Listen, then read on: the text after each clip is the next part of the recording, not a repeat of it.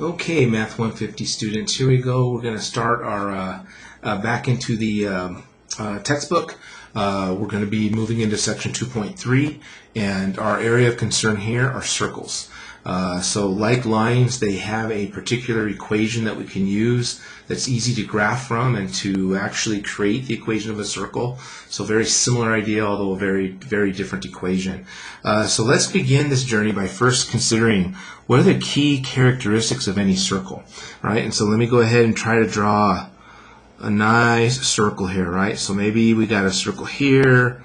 Maybe it's a small circle, right? Maybe it's a bigger circle, but every circle has some characteristics about it, right? So can you guys think about what those are? All right, and hopefully the first thing you guys say is they always have a center, right? Somewhere right in the middle, right, is a center. So all circles have a center. And then what's important about that, right, is that basically all circles have a radius. This actually has a very small radius, right, and this has a very big radius, right? And then the idea, it's almost like if I took a pen on this edge and basically this was a string and I went all the way around, I would create the shape of the circle, whether it's a big circle or a small circle. So essentially all circles basically have a center and a radius, big or small. So we're going to use that to our advantage when it comes to setting up an equation.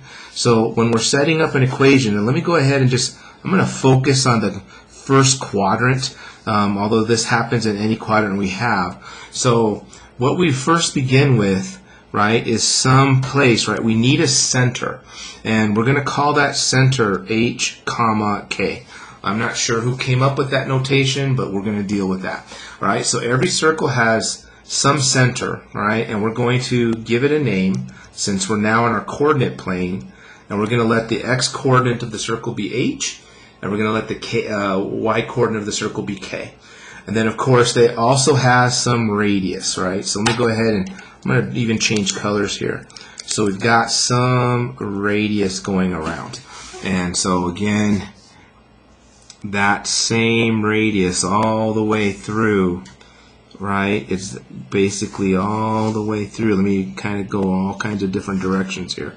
So all these things in red, technically are diameter, right? But if you connect them to the center, right, it's a circle, and hopefully that's good enough for government work, right? So what I have in red, right, is the radius, the radius, the radius. So the idea again is that the radius sweeps out, all right, essentially the edge of the circle.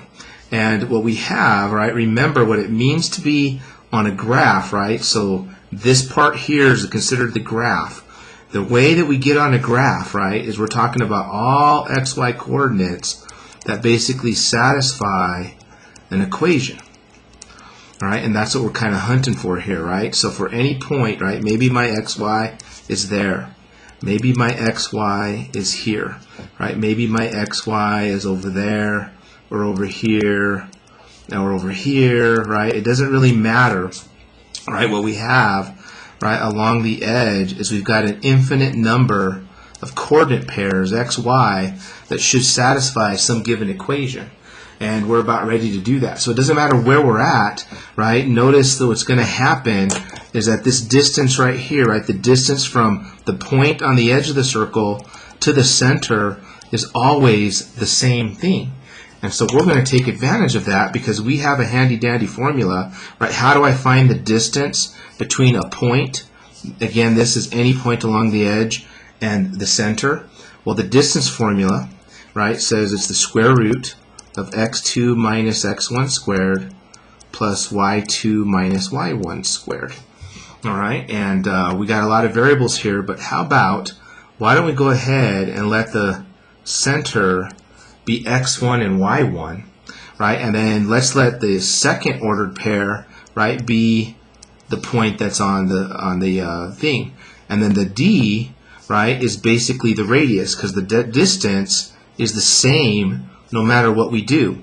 So if we plug in what we have, right, the distance is basically the radius, got my square root. x2, right, is x. x1 is h. We're going to square that and add. y2 is the y-coordinate on the edge of the circle, and y1 is the k-coordinate of my guy there. And if we square both sides, and let me kind of manipulate it around, what we end up with is what's famously known as our equation of a circle, right? H and K are the center, and R is our radius. And that is basically our circle formula. And having constructed that circle formula, graphing can be pretty easy. We'll make some other situations a little difficult, but let's go ahead and just kind of use that formula to do some graphing here on the bottom. All right, and so when I take a look at this, right, we don't have anything being subtracted from x, and we don't have anything being subtracted for y. If you wanted to fit the formula perfectly, right, if I don't have anything being added or subtracted, it basically means that I'm adding or subtracting 0, right? X minus 0 is just x. We have x squared. So this tells us that our center is at 0, 0. Now keep in mind, this piece right here, the radius squared is equal to 9. So taking a square root, yes, we've technically introduced a plus minus, but we are talking about the distance from the edge of the circle, right, to the center. So we're going to consider the positive one. So gathering my information, this circle is centered at 0, 0. That's actually not a point on the graph. It's just a place of orientation. And our radius is 3. So what I'll basically do is just go out 3 units along the x direction. So 3 zeros a point on this graph. 3 zeros, or excuse me, walk 3 paces in the negative x direction, right, from the center. Walk up 3, so 0, 3 is on the graph, and then walk down here and 0, negative 3 is on the graph. And where's the other data points? Well, they're all along this circle. And you can see that any one of these points, right, this one, 3 squared gives us 9, right? 3 squared plus 0 squared. 0 plus 3 squared gives us 9. Negative 3 squared plus 0 gives us 9. So they're all solution points. Now, it's kind of harder to see all the rest, but any other ordered pair that's along the edge of this circle satisfies that equation. X squared plus y squared equals 9. And that's how easy it is to graph. Locate your center, locate your radius, and then basically just move the radius length horizontally and vertically, and then you can pretty much sketch it. So very, very easy to graph once you know what you're looking for.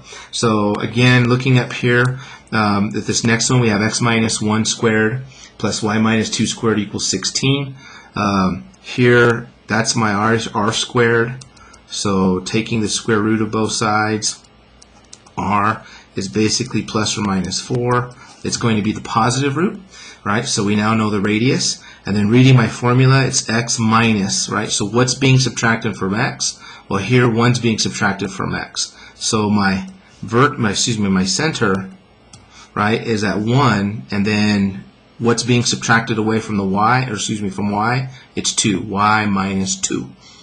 All right, and so my center here is 1, 2, and my radius is 4. So spot on image there. So we're going to go to the point 1, 2. And again, technically that's not a point on the graph, right? It's just where we orientate ourselves. And then to get the radius of 4, it's probably easier again. Let's move horizontally, 1, 2, 3, 4. So one of my data points on this graph is 5, 2. Let's keep moving horizontally, 1, 2, 3, 4. So like negative 3, 2's on the graph. And then we can move vertically, 1, 2, 3, 4. And so it looks like 1, 6 is on the graph, and then 1, 2, 3, 4. And that looks like 1, negative 2 on the graph. So where's the rest of the graph? Well, you artists are probably better than us than me, but there's enough for government work. So there's a picture of the circle x minus 1 squared plus y minus 2 squared equals 16. And again, the idea is any point along the edge, right, any xy that I have here sits 4 units away from the center at any one. We just found the real easy ones, the ones left and right and up and down. And that's basically it. Of course, this story gets a little harder, right? And we'll consider those in another video since we're 10 minutes into this one. So see you guys in the next one.